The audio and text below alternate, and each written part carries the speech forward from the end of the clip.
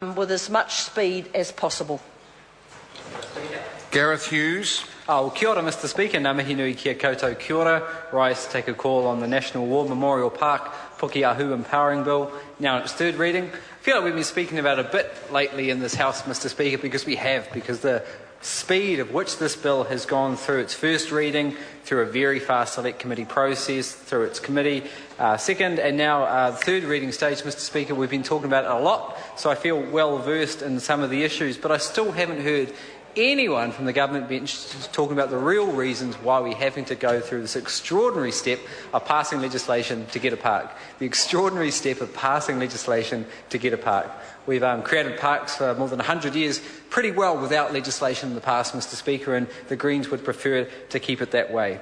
So I'd like to elaborate, as we've said in the numerous stages of the debate, the Green Party supports the establishment of this park. We will support it through its normal processes. We want to see it completed in time for the 100th anniversary of the Gallipoli landings for Anzac Day celebrations in 2015. We think, as well as providing New Zealanders and our Aussies, Anzac cousins who come, and our overseas visitors a tranquil place to enjoy throughout the year, it would be an amazing way to celebrate the 100th anniversary of those landings. What some people say was when New Zealand came of age, which obviously was a significant milestone, and it was also an opportunity to remember all those servicemen that have died, which are commemorated around this chamber. But the Green Party will not be supporting this bill in its third reading because of the process issues, because we're going through this extraordinary step of passing legislation to get a park. We don't think it's worthwhile, and we still haven't heard from the government benches, well, less so from the Labour benches as well, because I don't blame them. I think they did it appropriately by announcing it in 2004.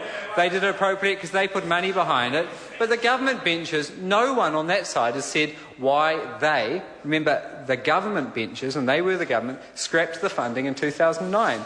If they're such huge supporters of the park, why did they scrap the funding? It's the question the government benches do not want to talk about, and of course they don't want to talk about it because it's embarrassing. Because New Zealanders, and I agree that New Zealanders and Wellingtonians of all persuasions want to see a park, we want to see a respectful war memorial, we want to see it in time for 2015, but we don't want to see an abusive process. I still haven't heard from the government benches why we have to pass legislation to see it by 2015.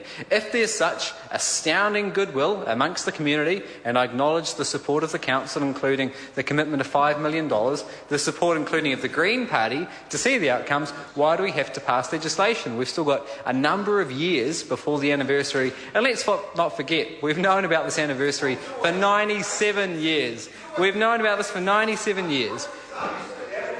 So what we know is that the government, and Simon Bridges is quite happy to talk and interjections about the Green Party, but he refuses to talk about why his government scrapped the funding in 2009, why his party has to abuse the process, why his party has to go through the extraordinary step of passing laws. I'm sure our member, who's also a learned lawyer, would prefer to see some of the more important piece of legislation crowding up the order paper to actually see some achievement there, because what we're doing, we're passing a bill to get a park, and there's a huge opportunity cost. So what this bill does is obviously override the Resource Management Act, the Historic Places Act, the Public Work Acts, and gives the Crown the powers through Order in Council essentially to do whatever they want to get this park achieved. So we're concerned about the precedent this sets for further legislation. We're concerned the trend which is seen in this legislation from this government. Now, of course, the government, they talk about consultation because they have to. It's a statutory obligation in many functions.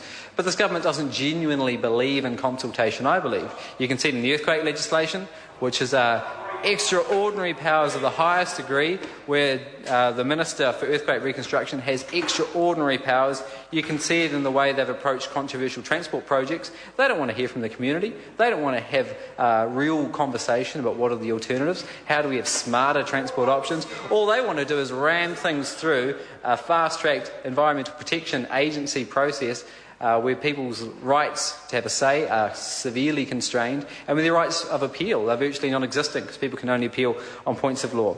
But let's get through the good stuff. I'd like to acknowledge the members of the Transport and Industrial Relations Select Committee. I'd like to thank the submitters. Both groups, of course, we have to note, went through a very fast-tracked process. I think there's only a week between the first reading and the closing of submissions. But we'd like to acknowledge them and thank them, but note it was a very fast process. So we are very concerned that the trend that this bill sees is being abused by this government. That's why we're not going to support it. We're not seeing late night urgency because we've got the member, Simon Bridges, interjects around late night urgency because we've got the support of the House to go through a new process called extended hours to deal with legislation of a non-controversial nature. Obviously this is pretty controversial because we're not doing an extended hours. What we know though is we've still got a significant number of bills on the order paper, important parliamentary work we should be getting down to, but instead we're passing laws to get a park. Absolutely extraordinary. So we've known about it for 97 years. The government refuses to talk about the real reasons why we're having to go through this extraordinary step because they stopped the funding. I'd like to quickly comment on the comments by the member Annette King that it would be nice to have unanimous support. We agree, it would be nice to have unanimous support. However, there was a better way to go about this, a better way which didn't mean we have to set aside a number of laws, a better way that means we didn't have to give the ministry extraordinary powers to do whatever he or she wants through order in council. But I've got to take exception to the comment made by the member Annette King that the Greens should put aside their principles and support the bill. That's the one thing the Green Party will not be doing, is putting aside our principles. And we will never put aside our principles because to the Green Party this is the core of why we are in this House. This is why New Zealanders vote for us in record numbers of the last election, because they want some principle in this House. They don't want the tired pragmatism, the petty point scoring, the tribal battle across the House. They want some principle, and the Greens will not be putting aside our principle. Oh, the House is riled up now. It's good. Mr. Speaker, I'll let the members quieten down for a sec, because I would like to finish on a serious note. Mr. Speaker.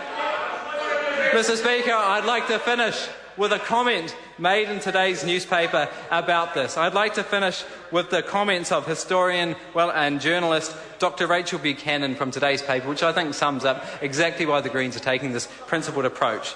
Dr. Buchanan says, Pukeahu is a subtle, powerful, significant site, and this domain deserves to be treated with far more respect than this draconian empowering bill now seems to allow. Mr. Speaker, we will continue to vote with principle. We will continue to support this park, but we will not be supporting this abusive process. Kia ora, Mr. Speaker. David Bennett. Mr. Speaker, that speech